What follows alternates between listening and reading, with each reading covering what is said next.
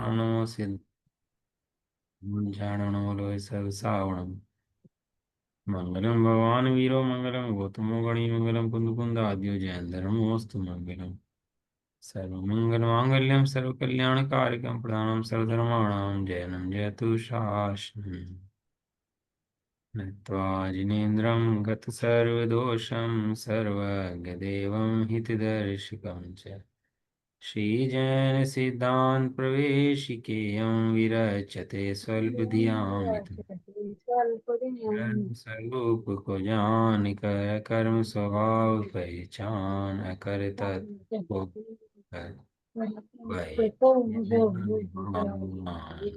वेद भवे। श्री जैन सिद्धांत पर ऋषि का ग्रंथ स्वाध्याय में चल रहा है अपना। और इसके अंदर अपन लोग पढ़ रहे हैं बंध का स्वरूप। बंध कैसे होता है, किससे होता है, क्यों होता है, कब तक होता है, वो इस बंधन से छूटने का उपाय क्या है। यदि बंध सारे पढ़ लिए, कैसे होता है, क्यों होता है, कितने प्रकार से होता है, क्या सारी विधि पढ़ ले, लेकिन ये ना पता लगे बंधन से छूटने का उपाय क्या है, और विधि को पता करके विधि का प्रयोग ना करे तो बंधन से नहीं छूटता। कैसे छूटूं, जिज्ञासा क्या है, क्वेश्चन क्या है, सारी पढ़ाई किस लिए है, कैसे छूटूं। तो छूटूं मतलब कुछ मिला हुआ है क्या यहाँ जो छूटना है, कि हाँ दो द्रव्य मिले हुए हैं, दो द्रव्य की भिन्नता का नाम ही छूटना है। जीव जब मोक्ष में जाता है, मोक्ष जब जीव को होता है, तो दो द्रव्य अलग हो जाते हैं, कर्म उसके अलग हो जाते हैं और जीव अलग हो जाता है, इसी का नाम मोक्ष है। मोक्ष शब्द का अर्थ ही छूटना है। मुंच धातु से बनता है मोक्ष। मुंच माने छूटना, छूटने का अर्थ में कहते हैं मोक्ष। जैसे कोई पिंजरे के अंदर पंछी बंद हो, उड़ पाता है, उड़ सकता है पिंजरे के अंदर, नहीं नहीं नहीं। पराधीनता के दुख भोगता है, जितना खाने मिल गया खा लिया, मिला मिला नहीं मिला नहीं मिला। मालिक पता लगा 3 4 दिन बाहर चला गया, तो ना खाने के लिए मिले ना पानी पीने के लिए मिले, है अब पिंजरे के अंदर बंद है, जहाँ कह सकता नहीं, तो पराधीनता के दुख भोगता है ना। और वही पिंजरे का ढक्कन खुल जाए और वो पंछी उड़ जाए तो स्वतंत्र हो जाता है। स्वतंत्र होने पर क्या करता है, कहीं भी खा सकता है, कहीं भी पी सकता है, स्वतंत्रता का भोग करता है और अपने स्वतंत्र रूप से रहता है। यही बात है ना। इसी तरह से जीव कर्मों के पिंजरे में कैद है, कर्मों के द्वारा सताया जाता है। क्या क्षुधा, काम, कषाय, जितनी ये दुख हैं, कषाय हैं, क्रोध, मान, माया, लोभ हैं, परिग्रह आदि हैं, हिंसा, झूठ, चोरी आदि 5 पाप हैं। इनके द्वारा क्या होता है, जीव सताया जाता है, दुख पाता है। लेकिन कभी वही जीव कर्म से छूटकर मुक्ति को प्राप्त करता है तो स्वतंत्र हो जाता है, पराधीनता का दुख भोगना उसका बंद हो जाता है। समझ में आ गया। अब सबसे इसमें मेन क्वेश्चन ये है कि ढक्कन खुले कैसे। ढक्कन समझ गए, किसका ढक्कन, पिंजे का ढक्कन खुलेगा। ज्ञान का। तो लोगों ने ज्ञान बहुत ज्ञान युक्तियां लगाई, बहुत तरीके समझा, इतने धर्म पैदा हो गए। काहे के लिए, केवल ढक्कन कैसे खुले। वो धर्म पे धर्म, धर्म पे धर्म पैदा हो गए, और सब लोगों ने अपने हिसाब से परिभाषा बनानी शुरू कर दी और समझानी शुरू कर दी कि ढक्कन ऐसे खुलेगा, ढक्कन ऐसे खुलेगा, ढक्कन ऐसे खुलेगा। लेकिन जो सर्वज्ञ देव से हट गया, ना तो ढक्कन खोलने की विधि जानता, ना ढक्कन खोल सकता। सर्वज्ञ देव के यहाँ होने पर भी सर्वज्ञ देव की माने तो ढक्कन खोल सकता है। वो ढक्कन खोलने की विधि क्या है, ये तो भैया मोक्ष और प्रकाशक समय सार आदि ग्रंथों का अभ्यास जीव करे अपने हित के लिए। समझे, मैं छूटू कैसे, पहला क्वेश्चन कैसे है, मैं छूटू कैसे। और छूटने से पहले क्वेश्चन में फंसा हुआ हूं, ये दिखे पहले जीव। यदि फंसा हुआ हूं ये समझ में आ गया तो छूटने का उपाय तुरंत करेगा। आपने देखा होगा चूहेदान होता है ना, तो चूहा चूहेदान के अंदर घुसता है, और जैसे ही रोटी तोड़ता है तो चूहेदान बंद हो जाता है एकदम से, है ना। और चूहेदान बंद होते ही तो उसको कितना मजा आता है अंदर, फिर उसके बाद कोई आ नहीं रहा, कोई कुछ कह नहीं रहा, कोई देख नहीं रहा, है कितना मजा आता है उसको।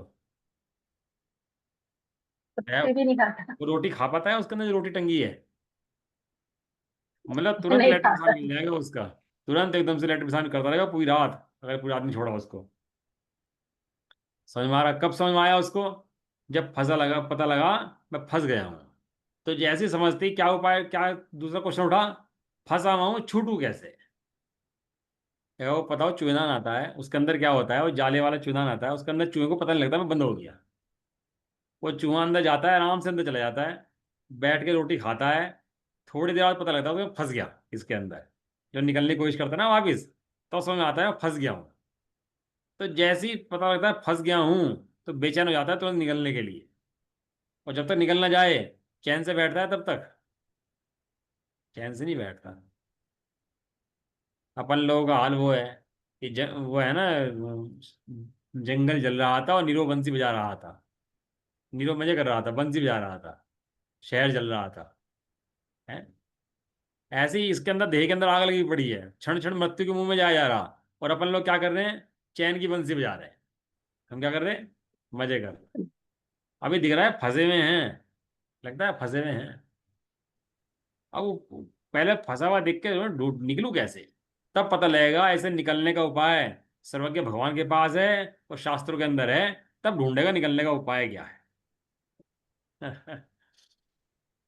बड़े पंडित जी थे ना अपने, बड़े पंडित साहब। आपको पता है उनकी बड़े फोटो देखी बड़े पंडित की? आप लोगों ने नहीं देखी?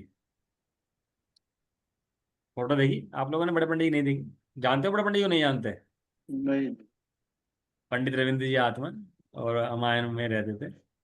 ये समझ लो, जो उनके फोटो अभी निकल के आ गई है और जो वीडियो निकल के आ गई, वो उनके लास्ट लास्ट के 5-10 साल की हैं, बस 5-7 साल की। फोटो नहीं है पूरी जिंदगी में, एक प्रवचन रिकॉर्ड नहीं है पूरी जिंदगी के अंदर। उनसे कहा फोटो खींचना है, तो कहना मेरा फोटो खींचना, आत्मा का फोटो खींच सकता हो खींच ले, इस शरीर का फोटो से मेरा मतलब नहीं है। किसी की हिम्मत नहीं पड़ी पूरे जीवन में फोटो भी ले ले उनका। और जो बाद में लिए ना, चोरी छुपे ले ली लोगों ने। प्रवचन रिकॉर्ड नहीं हुए उनके, बहुत मुश्किल से चोरी छुपे प्रवचन रिकॉर्ड हुए, परमिशन परमिशन नहीं मिली। क्यों?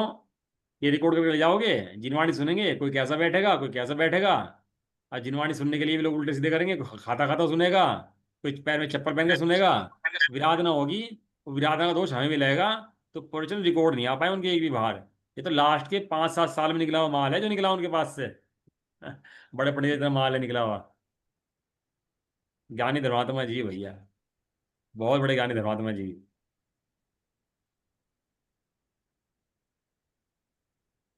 ऐसी होती है अंदर दृष्टि। क्या लगता है भैया, किसकी देह का पोषण क्यों करें हम? जिस देह को छोड़ना है उसका पोषण किस लिए है? जिसका त्याग करना है उसका पोषण किस लिए, उसे पोषना किस लिए है? लेकिन अस्थिरता बस राग होता है। अस्थिरता का, पत्नी का, शरीर का राग होता है, लेकिन सुखदाई नहीं होता। क्या कहा? वो राग सुखदाई नहीं होता। जहां राग सुखदाई लगता हो, वो मिथ्यात्व है, वो संसार है। और जहां राग तो हो, तो दुखदाई लगता हो, जैसे चूहे को लगाता ना, ये बंधन दुखदाई, थोड़ी देर पहले लगाता ना अभी, चूहे को दुख लगा था ना बंधन के अंदर। ऐसे राग के बंधन के अंदर दुख लगे। मेरे ज्ञान का घात करने वाला है राग, इसलिए मुझे सुखदाई कभी भी नहीं है। इसलिए सारी विधि जान करके, जो विधि पढ़ा रहे हैं आपको, इन विधि को जान करके समझ करके निकलने का उपाय करना, संसार से निकलने का उपाय ढूंढना, और रोग को रोग जानना, है ना? ऐसा। चलो, प्रश्न नंबर अपना आ गया 310 नंबर आ गया ना जी अपना प्रश्न नंबर। थोड़ा विषय बढ़ा लें, है ना, नहीं तो विषय बढ़ नहीं पाएगा। थोड़ा चल पड़ते हैं विषय को लेकर इसको। प्रश्न नंबर 310। समस्त प्रकृतियों के बंध का कारण सामान्यतः योग है या उसमें कुछ विशेषता है? आपने पढ़ा होगा बंधन में मनवच काय त्रियोगा। किससे होता है बंधन? मन से, वचन से, काया से, इनसे बंधन होता है ये। तो मन वचन काय का योग होता है। योग किसका होता है? वचन का। वचन का, काया का। बाहर में जो पुद्गल का योग होता है वो तो मन वचन काय का होता है। और आत्मा में जो योग होता है, आत्मा के अंदर मन नहीं है, वचन नहीं है, काया नहीं है। तो आत्मा के अंदर योग होता हाँ है, दाव। योग कषायों से दाव। होता है। आपने पढ़ा वो समुद्घात, कषाय समुद्घात, वेदना समुद्घात, कितने समुद्घात होते हैं? पता है आपको? नहीं पता? 7 होते हैं, 7।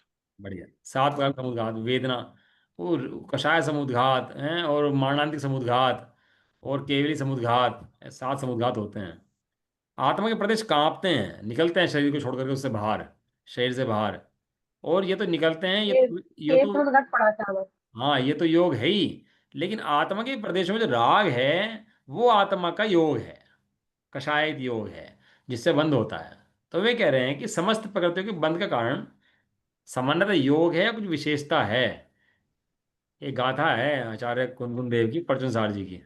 गाथा नंबर मुझे याद नहीं है, लेकिन गाथा अच्छी है।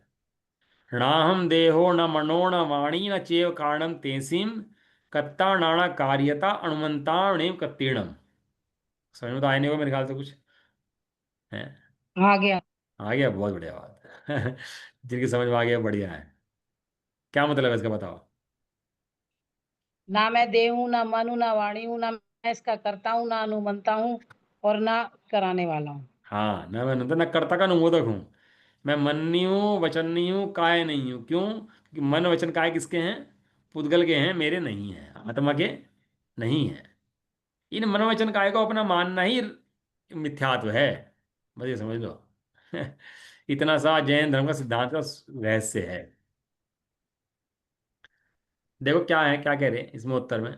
जिस प्रकार भिन्न भिन्न उपादान शक्ति युक्त नाना प्रकार के भोजन को मनुष्य हस्त द्वारा विशेष इच्छा पूर्वक ग्रहण करता है, और विशेष इच्छा के अभाव में उदर पूर्ण करने के लिए भोजन सामान्य का ग्रहण करता है। अभी अपने यहाँ बच्चे हों और घिया बन जाए, तो कैसे खाते हैं घिया को? और छोले राजमा बन जाए, पनीर की सब्जी बन जाए, तो कैसे खाते हैं? मजे में। और जब घिया बन जाए, टिंडे बन जाए, तोरी बन जाए, तो भूख मर जाती है। और जब उम्र बढ़ जाए ना, तो उल्टा हो जाता है फिर इसका। और हमारी उम्र में छोले राजा बन जाए ना, तो भूख मर जाती है। और घिया तोरी बने तो भूख बढ़ जाती है। नहीं बेटा, तो कह रहे तो हैं, भैया, आप थोड़ी ना इतनी उम्र है जो आप ऐसी बात कर रहे हो। नहीं नहीं, हमें समाधि जारी है भाई। हम्म। यार ये समाधि की नहीं है, अब तो क्या करना है, वो तो ये मत तो। कह रहे हैं भिन्न भिन्न उपादान शक्ति से युक्त जो नाना प्रकार के भोजन है, मनुष्य हाथ से ग्रहण करता है, इच्छा पूर्वक ग्रहण करता है, तो उसको फल मिलता है उनका। और इच्छा के अभाव में उदर पूर्ण करने के लिए, खाली पेट भरने के लिए भोजन सामान्य ग्रहण करता है। उसी प्रकार यह जीव विशेष कषाय के अभाव में योग मात्र से केवल साता वेदनीय कर्म को ग्रहण करता है। परंतु वह योग यदि किसी विशेष कषाय से अनुरंजित हो, तो अन्य अन्य प्रकृतियों का भी बंध करता है। एक शब्द दे रहा हूं आपको, कषाय अनुरंजित परिणाम। क्या शब्द दिया मैंने? कषाय पता अनुरंजित है पर। हाँ। कषाय से रंगित किया हुआ। जैसे कपड़ा हो सफेद, उसका रंग दो लाल रंग में, तो कपड़ा कैसा दिखता है? अब वो लाल रंग में लाल। दिखता है। ऐसे ही उपयोग है ज्ञान उपयोग। और वो कषाय में रंग जाता है, तो कषाय में रंगने से कषाय के रंग में दिखना शुरू हो जाता है। या क्या है कषाय, जिसको इन्होंने लिया इच्छा पूर्वक, विशेष इच्छा पूर्वक। तो ज्यो जीव मन वचन काय के विषयों में, इंद्रिय विषयों में कषायों, जो कर्म के उदय हैं उनके अंदर कषाय करता है, वो उससे कह रहे हैं कि उसके अनुरंजित होता है, तो अन्य अन्य प्रकृति के बंध होता है। दोबारा पढ़ रहा हूँ परिभाषा को, ध्यान से पढ़ना। कुछ समझ में ना आए तो पूछ लेना बिल्कुल, ठीक है ना? चर्चा के अंदर से निकलता है विषय। और अपन चर्चा के लिए बैठे हैं, अपन लोगों को प्रवचन करने के लिए बैठे हैं, चर्चा के लिए, और चर्चा में ही समाधान निकलता है। चर्चा से चर्या की ओर। क्या कहा? चर्चा वाह, से। चर्या की। हाँ, चर्चा से ही चर्या बनेगी। अब प्रवचन में तो क्या है ना, आदमी बैठा रहता है, सुनता रहता है, ऐसा नहीं है। अब बोलो आप जो समझ में आया आपको भी, है ना? जिस प्रकार भिन्न भिन्न उपादान शक्ति युक्त, उपादान शक्ति मैंने खाना लिया आप लोगों ने, और खाने के अंदर हल्दी भी है, नमक भी है, मिर्च भी है, प्रोटीन भी है, कैल्शियम भी है, सब है। तो शरीर को जो चाहिए वो ग्रहण कर लेता है अपने हिसाब से।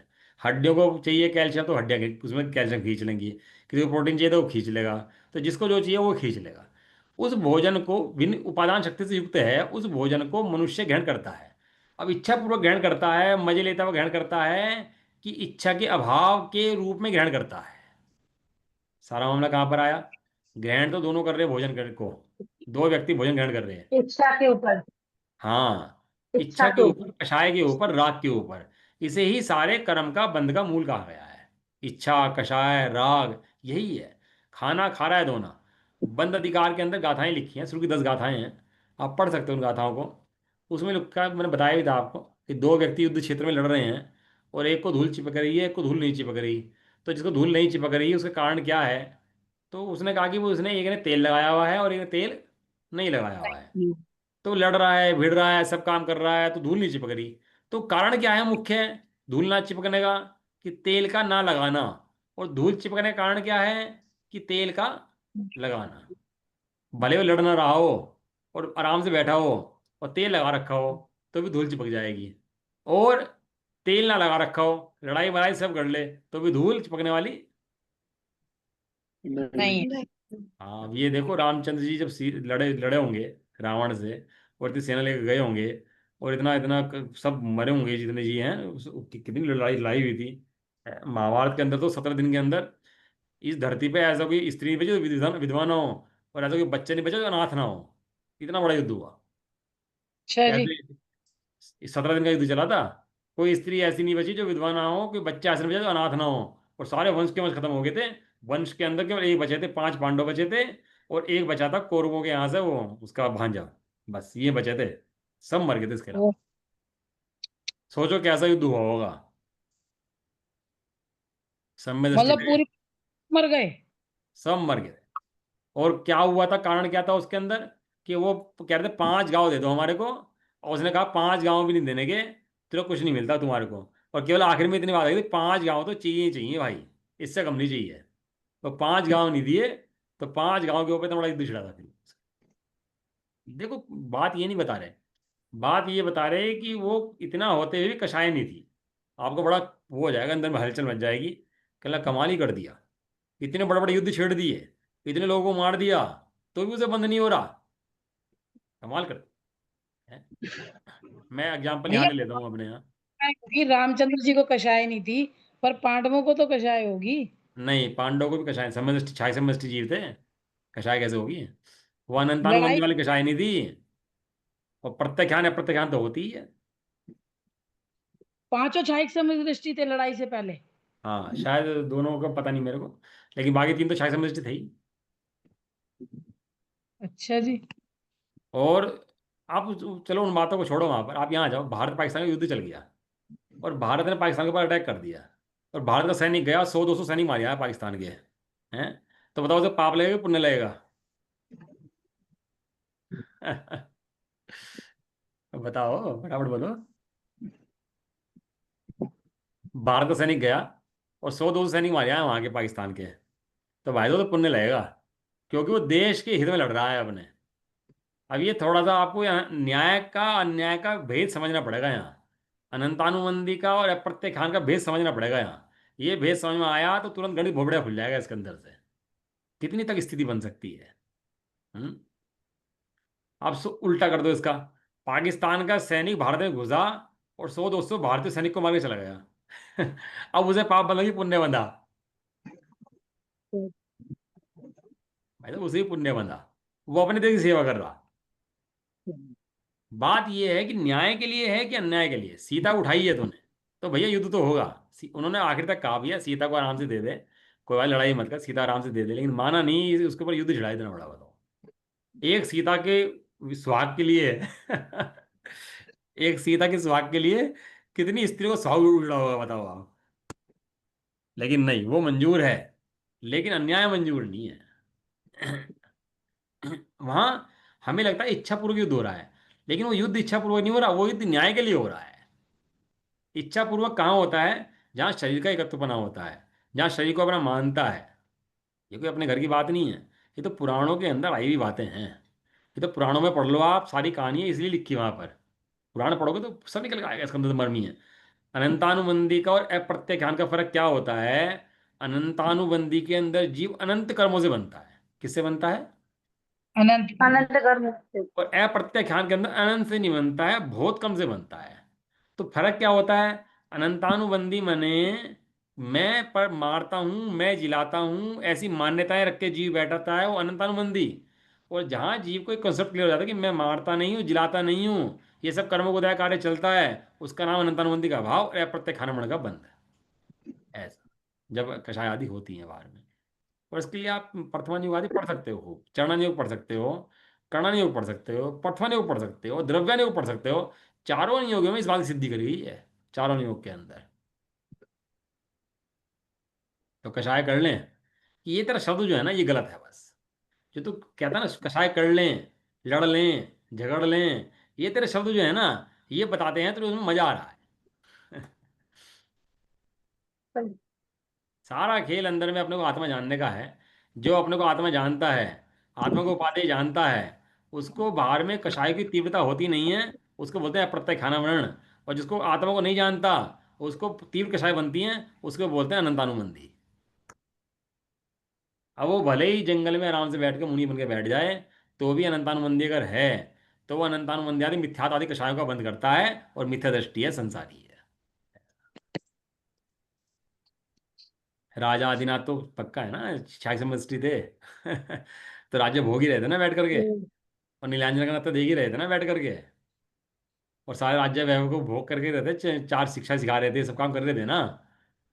लेकिन उनको बंद नहीं हो रहा था, अनंतानुबंधी जनित। क्यों? क्योंकि वो दो वस्तुओं का भेद विज्ञान था। वे जानते थे मैं आत्मा हूं और ये पर वस्तुएं सारी मेरे से भिन्न हैं, पर सब कार्य कर्मोदय का है और मेरा कार्य ये नहीं है। इसलिए भैया अपनी श्रद्धा को सुधारने के लिए समय सारजी आदि ग्रंथ पढ़ने चाहिए, उनसे श्रद्धा सम्यक होती है। चलो बढ़ते हैं। इच्छा पूर्वक ग्रहण करता है, इच्छा माने। भैया भैया यहाँ आप बोल रहे ना पांडव पांचों समझती नहीं थे, तीन थे, तो फिर वो दो सर्वा सिद्धि वगैरह नकुल सहदेव तो समझती जी भी हो जाते हैं वहां पर। नहीं, छायिक समदृष्टि की बात चल रही है, समदृष्टि तो थे, बात छायिक समदृष्टि की चल रही है। हाँ। वे तीनों तो छायिक समदृष्टि थे ही। युधिष्ठिर, हम्म। अर्जुन और वे तो क्या बाकी दो नाम है, भी, ये भी, आगे और भीम भीम ये भीम भी दो छायिक समदृष्टि थे शायद। वो मैं देख के बताना पड़ेगा मेरे को, मैं कंफर्म नहीं है, लेकिन नकुल छायिक समदृष्टि सहदेव, थे ये। हाँ, नकुल और सहदेव। क्योंकि सर्वार सिद्धि में मेरे इनको ख्याल में से छायिक ऐसा समदृष्टि राग की आ गया जाता है, था और कि मैं शायद। हाँ नहीं जाता समझ, शायद समझ तो की जाते हैं वहां पर, मैंने पढ़ा था इसलिए पूछ रही हाँ थी बट आपसे। ठीक है, ऐसे ही होगा। और फिर उनको मतलब ये आ गया था राग कि मेरे भैया को मतलब आपको वो पहनाए जा रहे हैं, वो कैसे ग्रहण हाँ करेंगे, ऐसे ही, इसीलिए वो वहां चले गए बस। ऐसे ही, ऐसे। तो यहाँ जो इच्छा पूर्वक ग्रहण करता है, इच्छाएं चार प्रकार की होती हैं। अनंतानुबंधी जनित इच्छा, अप्रत्यख्यान जनित इच्छा, प्रत्यख्यान जनित इच्छा, और संजलन जनित इच्छा। वो अनंतानुबंधी इच्छा निगोद का कारण है, अप्रत्यख्यान प्रत्यख्यान संजलन सहित इच्छा है, अनंतानुबंधी नहीं है, तो ये हट जाएंगी, जीव मोक्ष चला जाएगा। अनंतानुबंधी इसके अंदर मुख्य है। जिसका अनंतानुबंधी गया वो सब गया, अनंतानुबंधी है तो सब है। सब। तो जो हस्तादि को इच्छा पूर्वक करता है, एक बिना हस्तादि को करता है, एक बिना इच्छा के करता है। उसी प्रकार जीव कषायों के अभाव से योग होता है, एक कषाय सहित योग होता है। तो जो योग कषाय रहित होता है, जैसे अरहंतों को जो होता है ना योग, वो कषाय रहित योग है उनके।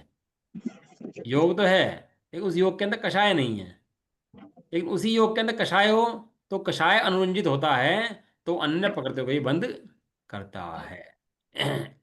तो लिखा उसमें, योग मात्र से केवल साता वेदनीय कर्म को ग्रहण करता है। योग में जो होता है ना, जो योग होता है, जो अनंतों को योग रह जाता है, उसमें आघाती कर्म तो नाश हो जाते हैं उनके। आघाती कर्म तो ना आते ना बनते। और चार जो आघाती कर्म है, आयु, नाम, गोत्र और वेदनीय, उसके अंदर साता वेदनीय को ही वो उसके ग्रहण करता है, बाकी आयु, नाम और गोत्र इन कर्मों को ग्रहण नहीं करता, उनका आश्रय भी नहीं होता है, ऐसा है ना। परंतु यदि योग सहित हो, ये कषाय से अनुरंजित हो, तो बाकी सारी प्रकृतियों को खींचता है। फिर ज्ञानावर्णी भी, दर्शनावर्णी भी, अनंतानुबंधी भी, सब कषाय उसको प्रकृतियों को खींच लेता है, उसको उसको बंद कर देता है। जैसे एक सामान्य लोहा पड़ा है और एक मैग्नेट पड़ी हुई है, मैग्नेट भी लोहा है, तो सामान्य लोहा लोहे को नहीं खींचता, और मैग्नेट अरे खींच लेती है। लोहे को खींच लेती है। फिर खींचने पर वो एक में की नहीं होती, ले अलग वो करना खींच चाहो तो लेती है। अलग हो जाती है। ऐसे ही कषाय है, ये कर्मों को खींचती है, कर्म चिपक जाते हैं और अपने उदय में आगे चले जाते हैं, अंदर को नहीं घुसते, अलग रहते हैं, लेकिन चिपक जाते हैं उससे थोड़े समय के लिए। तो ये जो इसके परिणाम है ना अज्ञानी के, ये मैग्नेट का काम करते हैं किसके लिए? कर्मों के लिए। समझ में आ गया? इजी हो गया अब तो बिल्कुल ऐसा। और ये कहाँ से आता है? एकत्व की मान्यता, इसी को बोलते हैं कषाय। देखो आगे क्या कह रहे हैं। प्रकृति बंध के कारणत्व की अपेक्षा के आश्रय कितने भेद किए गए हैं? प्रकृति, प्रदेश, स्थिति और अनुभाग, चार प्रकार के बंध हैं। ठीक है ना, बताया था ना, चार प्रकार के बंध हैं। तो प्रकृति बंध का कारण, तो इसमें नीचे लिखा है फुटनोट के अंदर, यहां मात्र प्रकृति बंध का कारण कहा जा रहा है, परंतु इन पांच प्रत्ययों को, प्रत्यय माने आश्रव के कारण को बोलते हैं प्रत्यय। प्रत्यय माने क्या, किसको बोलते हैं? आश्रम के कारण। आश्रम के कारण। आश्रव को दूसरी भाषा में आश्रव को प्रत्यय बोलते हैं। आश्रव को या प्रत्यय को एक ही बात है, नोट कर लो आप लोग, एग्जाम में आ सकता है क्वेश्चन।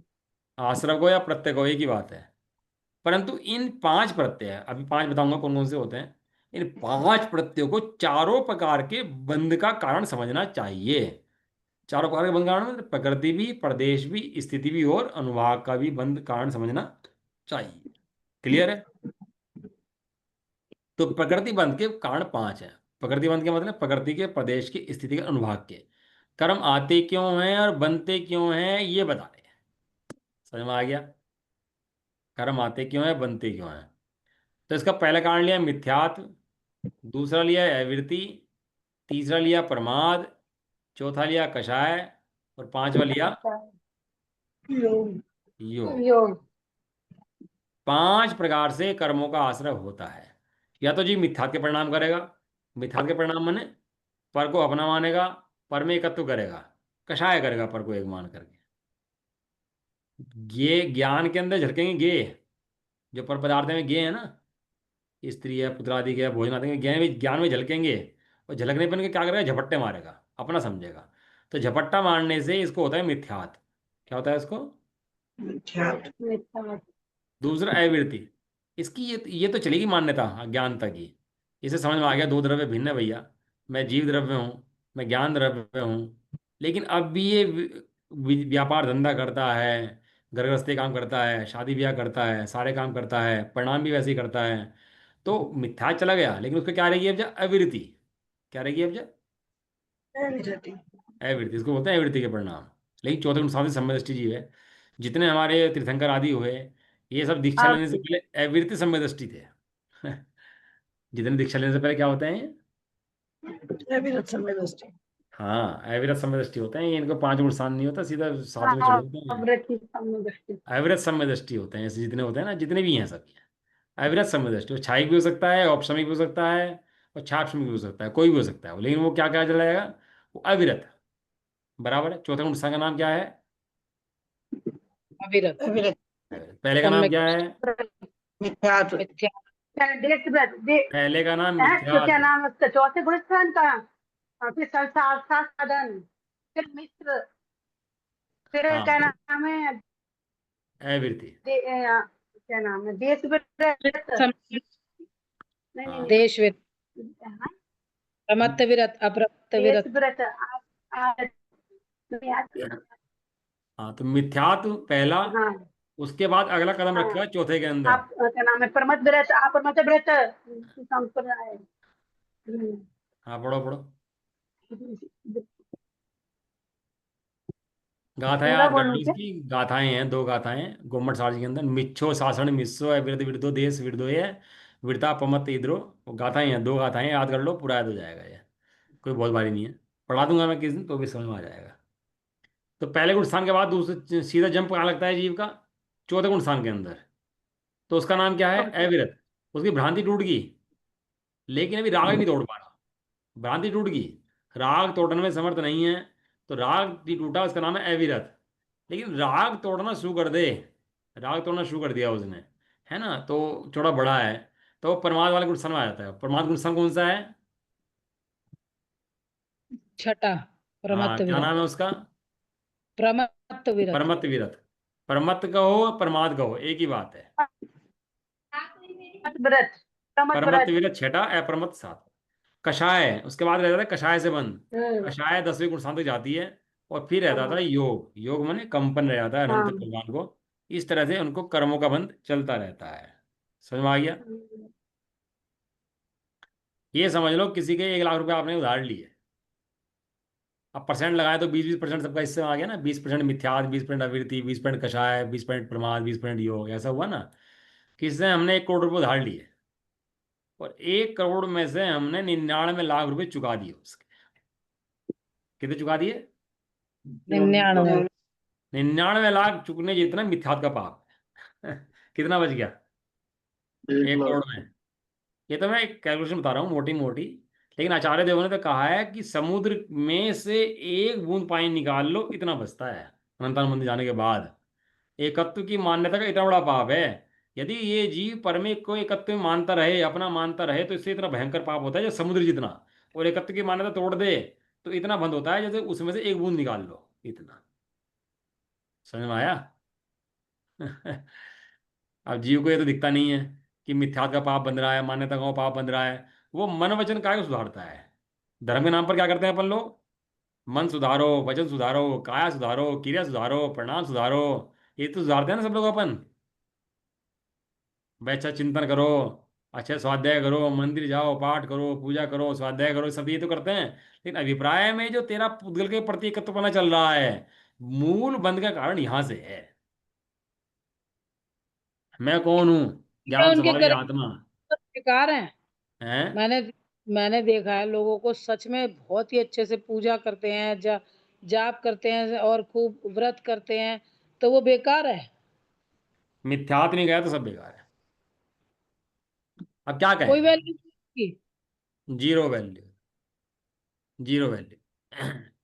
टोडरमल जी तो कहते हैं, भाषा बदलते हैं, कहते हैं इतना क्या हो शाबाश, परंतु भाई तेरा काम तो होता नहीं इन सब से, कुछ नहीं काम होता। वो 1 करोड़ रुपए में से 1 रुपया चुकाए तो कितना कर्जा रह गया? आ रही है, चुकाई क्या है अभी। और 99 लाख 99,999 चुका दे तो कितना बचा? पूरा ही चुका दिया। बचे बस नहीं। ऐसा ही है। जिसने मान्यताएं बदल दी, 99 लाख 99,999 चुका दी, भले ही बाहर में कुछ नहीं कर पा रहा हो। 14 साल जंगल में रहे रामचंद्र, जो 14 साल तो उनके हिसाब से अपने आप बहुत समय रहे, इतने साल जंगल में रहे। लेकिन उतने में दर्द देव दर्शन मिले कि नहीं मिले, कितने समय मिले, कितनी वंदना करी, कहाँ गए, कैसे बैठे, कैसे खाए, कैसे पिए, कैसी व्यवस्थाएं बनी होंगी जंगल के अंदर उनकी, लेकिन 46 में स्थिर है। बताओ। ऐसी अनेक स्थिति बनी, वो जंगल में छोड़ दी इतने साल के लिए।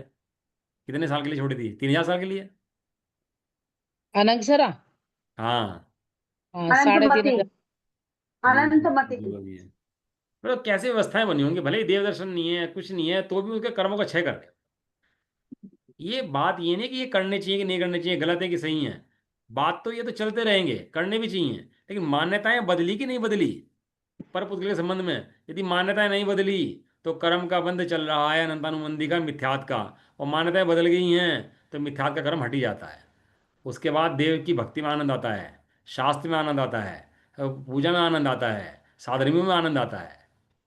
जैसे पेट खराब हो अपना और बदहजमी हो रही हो, अपन खा लें उसके ऊपर तो कितना मजा आता है, कैसा लगता है खाना? खाया ही नहीं जाता। और अपना पेट साफ हो जाए, बिल्कुल एकदम शरीर हल्का हो जाए, उसके बाद खाना खाओ तो कैसा लगता है? पचता है ना वो एकदम से, अच्छा लगता है। पाचन भी अच्छा होता है और अच्छा भी लगता है। ऐसे ही यहाँ पर है, जब तक मिथ्यात की उल्टी नहीं करता तब तक वो ऐसे ही है, भरे पेट वो मिचलाए में खाना खा ले। लेकिन जब जीव का मिथ्यात पलटता है ना, निकल जाता है, और जीव शुद्धात्मा को देखता है, अपने स्वरूप को देखता है, तो उसको जो जब ये देव भक्ति करे, शास्त्र भक्ति करे, वो आनंद पूर्वक होती है सब फिर। और नहीं तो दुखदाई होती हैं। आप देख लो कैसे पढ़ते हैं लोग बैठ करके, पाठ कैसे पढ़ते हैं लोग, पूजा कैसे पढ़ते हैं लोग। आप देख लो पानी कैसे छानते हैं, देख लो आप। जितने ज्ञानी हैं सब उठा लो, पानी छानने की विधि, मसालों की विधि, जीव की रक्षा की विधि, जीव की रक्षा कैसे करते हैं देख लेना आप। और जब शुद्धात्मा जान लेता है ना अपना, तो कैसे रक्षा करता है, फिर कैसे पानी छानता है, कैसे जीवों की रक्षा करता है, कैसे खाता है, कैसे शोध का बनाता है, कैसे कैसे कैसे भक्ष भक्षण का त्याग त्याग करता है, फिर जीवन देख लो, साफ पता लगेगा, बिल्कुल प्रत्यक्ष। और नहीं तो क्रियाएं करते रहो ऐसे ही बैठ करके। मैंने देखा लोग 1 घंटा होगा, 20 पाठ होंगे सामने, और वो उंगली पढ़ते रहेंगे, ऐसे ऐसे पढ़ते रहेंगे बैठ करके, और पाठ पूरे हुए, किताब बंद। बताओ, पाठ पढ़ लिया, इसका नाम मिथ्यात्व है। अपने स्वरूप का आनंद जिसे नहीं आता उसे भक्ति होती ही नहीं है, वास्तविक भक्ति होती ही नहीं है, वास्तविक त्याग उसके होता ही नहीं है, वास्तविक रूप से जीवों की रक्षा उसके होती ही नहीं है। तो मंदिर में वो क्या करते हैं, वो भगवान के रक्षा के नाम पर टांग देते हैं छलना। वो टंगा रहता है बस वो महीने तक, कोई देखने वाला नहीं है उसको कि वो कितने महीने टंगा, उसमें काई लग गई है क्या लग गया है, बस उसी में छल रहता है, पानी छनता रहता है। पानी छानने के नाम पर वो फॉर्मेलिटी हो जाती है बस पूरी। मिथ्या दृष्टि है। जिसका मिथ्यात गया उसकी सारी क्रियाएं सुधर जाती हैं, और सारी क्रियाएं विवेकपूर्वक हो जाती हैं। क्या सुन दिया? सारी क्रियाएं विवेक विवेक पूर्ण। पूर्व। विवेकपूर्वक हो विवेक जाती पूर्वक। हैं। हाँ, और जो अज्ञानी होता है उसकी कोई क्रिया विवेकपूर्वक हो सकती नहीं है। जीवाणी का ठीक देखो कैसे करते हैं अज्ञानी जी। मैंने भेजा था ना आपको जीवाणी का, मैं ही नहीं कह रहा, मैं अपनी अपेक्षा वो नहीं बता रहा, लेकिन मैं बता रहा हूँ जीवाणी वहीं जानी चाहिए जहाँ का पानी है। मैंने भेजा था फोटो आपको उस दिन बना करके, हाँ हाँ, भेजा था आपने। वो पानी का वहीं जाता है जहाँ से पानी आता है। एक एक क्रिया के अंदर जीवों की रक्षा का विवेक होना चाहिए, उसमें अपने परिणामों का मतलब है। सुबह को आप कोई जीव आप रक्षा करो, सुबह को झाड़ो, रसोई बनाने से पहले झाड़ो, बर्तन लेने से पहले झाड़ो, बाल्टी प्रयोग करनी है पहले झाड़ो, क्यों? उसके अंदर जीव हो सकता है भैया। जीव की दया करो, जीव मरना नहीं चाहिए। सुबह उठ के झाड़ू लगाओ घर के अंदर, कोई चींटी पड़ी हो रात भर का जीव बैठा बैठा होता है, सबको एक साइड कर दो। उससे उसका संबंध अपने परिणामों से है। क्यों? क्योंकि वो हिंसा होती है तो अपने को उसका इफेक्ट आता है भाई साहब, बहुत इफेक्ट आता है। अनछना पानी प्रयोग करना लेटरिन बाथरूम के अंदर तक भी अनछना पानी प्रयोग नहीं होना चाहिए, उससे अपने परिणामों पे इफेक्ट आता है उसका। इसलिए जो ज्ञान की आराधना करते हैं उनका जीवन बड़ा विवेकवान हो जाता है, वो हकीकत भी है ये बात। तो 5 प्रकार के मिथ्यात एवृत्ति प्रमाद कषाय और योग, बहुत बड़ा मंत्र है इसको आप समझ लोगे ना तो बहुत बड़ा गणित खुल जाएगा इसके अंदर से। समझ में? अब कुछ पूछना चाहो तो आप पूछ सकते हो। अगला है मिथ्यात किसे कहते हैं? क्या है? क्या किसे कहते मिथ्यात किसे कहते हैं? जीव को है तो बंदा और उसको मजा आ रहा है भोगों के अंदर, इन शरीर के अंदर है, इसका नाम मिथ्यात है। कह रहे मिथ्यात प्रकृति के उदय से, मिथ्या नाम कर्म की प्रकृति है, उसके उदय से अदेव में देव बुद्धि, बाहर में देव नहीं है, कोई पत्थर रख लिया उसी को पूजना शुरू कर दिया, रोड़ा कंकड़ नदी नाले पेड़ पहाड़ से पूजना शुरू कर दिया। अदेव में देव। काली ये चंडी बुद्धि। भवानी गणेश ये शंकर सब पूजना शुरू कर दिए। सबसे पहले क्या होगा उसकी अदेव में?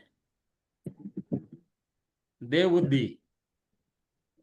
दूसरा है अतत्व में तत्व बुद्धि। आश्रव दुक्कार घनेरे। आश्रव 2 प्रकार के, उसमें शुभाश्रव अशुभाश्रव। और शुभ को मानेगा अच्छा और अशुभ को मानेगा बुरा और जबकि शुभ भी है ऐसा और अशुभ भी है ऐसा। तत्व के अंदर अतत्व बुद्धि, खुलासा कर लेंगे ऐसे कल भर में, अभी टाइम हो गया। धर्म भैया, में क्या करें? भैया, हाँ जी। बिटिया भी सुन रही है आपकी क्लास, आपसे कुछ क्वेश्चन पूछना चाह रही है। हाँ हाँ बिल्कुल पूछो ना, बोलो। Jasmine uncle. हाँ जय जय बेटा बताओ।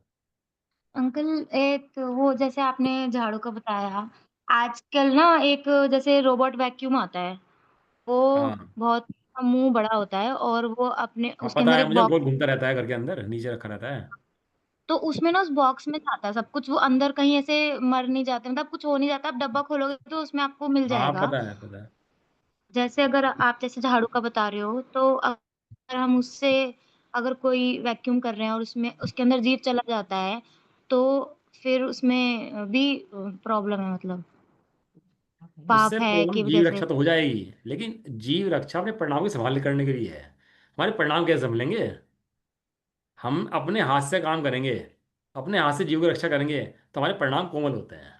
बात समझो आप, वो तो परियोजना सिद्ध हो गया, जीव की रक्षा तो होगी। सब करो मेरे पेरेंट्स हैं और मैं सेवा नहीं कर पा रहा, मैं नौकर लगा दिया उनके लिए एक। नौकर भी काम ऐसे ही कर रहा है जैसे मैं करता, और नौकर कर रहा है बिल्कुल बराबर। मैं विदेश में रह रहा हूँ, या मैं नौकर लगा दिया माँ बाप के लिए अपने, तो प्रॉपर काम हो गया कि नहीं हो गया? बताओ। हम्म। तो झाड़ू में तो हमें ना, हम ऐसे लगा रहे हैं, छोटा जीव होता है, पता भी नहीं चलता कि वो मरा भी है कि साइड ही हुआ है बस। और वैक्यूम में तो डब्बा खोलो तो सब दिख जाता है कि फिर उसको फेंक दो, जिंदा दिख जाते हैं मतलब उसमें।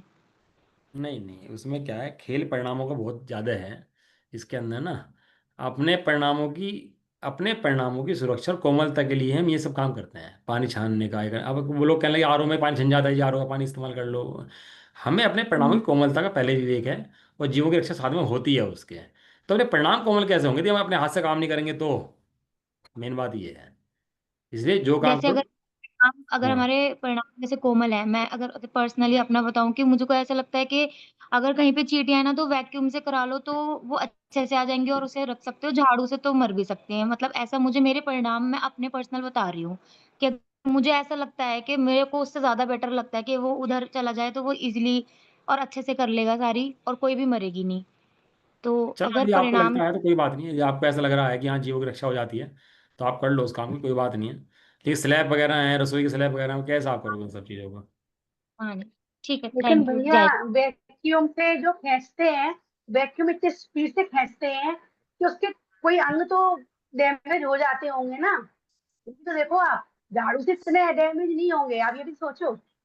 वो इतने स्पीड से खींचता है जीवों को, चीजों को, उसमें उसका डैमेज, उनके अंग उपांग तो कुछ होते होंगे ना।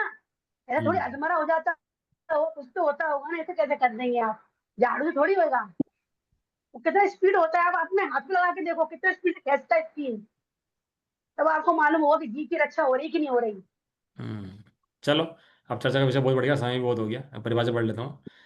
अधर्म में धर्म बुद्धि इत्यादि विपरीत अभिनव विवेश उल्टी मान्यता रूप जीव के परिणाम को मिथ्यात्व कहते हैं। इसकी चर्चा हम लोग बहुत करेंगे, हो सकता है इसकी परिभाषा जो है 3-4 दिन चल जाए, मिथ्यात्व की परिभाषा जो है। और आप लोग भी ध्यान से पढ़ो मिथ्यात्व की परिभाषा, क्योंकि नहीं, ये सब हैं इसमें कि भैया खुलासा जीव करना रक्षा चाहिए, तो है, जीव रक्षा मिथ्यात्व आ नहीं गया। है, त्याग है, नियम है, व्रत है, सब तो हैं। लेकिन मेन मूल मुद्दा जो है वो मिथ्यात्व है। सारे जड़ कहाँ हैं कर्मों की बंदगी? वो जो मिथ्यात्व के अंदर है। जिसे मिथ्यात्व समझ में आ गया वो सब समझ में आ गया। और मिथ्यात्व समझ में नहीं आया तो उसको कुछ भी समझ में आने वाला। वो कितने व्रत करे, नियम करे, त्याग करे, तपस्या करे, तीर्थ यात्रा करे, वंदना करे, तो भी संसार से छूटने वाला नहीं। हम्म। सब लोग बैठे हुए वीडियो अपनी ऑन करके बैठा करो। मैं तो अब देखा सब लोग वीडियो ऑन करके बैठे, सब लोग अपनी। तो सब लोग वीडियो ऑन करके बैठा करो अपनी, है ना? चलो। भैया आपकी तबीयत कैसी है अब? नहीं ठीक है, अब तो काफी आराम है। चलो हैं। भी थोड़ा नींद। मार्गदर्शन देना कि आपने कैसे हाँ किया, अगर हमें भी मिलेंगे बता। तो देंगे, कोई बात नहीं उसमें। आप तो मिथ्यात्व का भाव करो बस। निज निधि निज में निज में बधाई। जिन्हें बता बताई, ये ये अनंत उपकार अनंतोपकार है है। उसके लिए जिन वाणी माँ को वंदना शतिवारी। नवाण मकान मंत्र।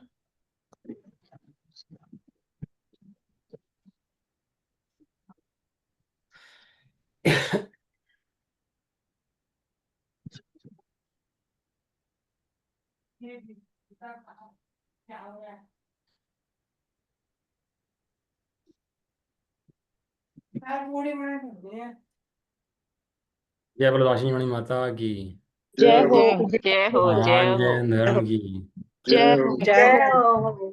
एक साथ बोलिए। जय सभी को जय जिन्हें जिनेन्द्र, सभी को जय। सभी को जय जय। एंड कर दो क्रॉस की।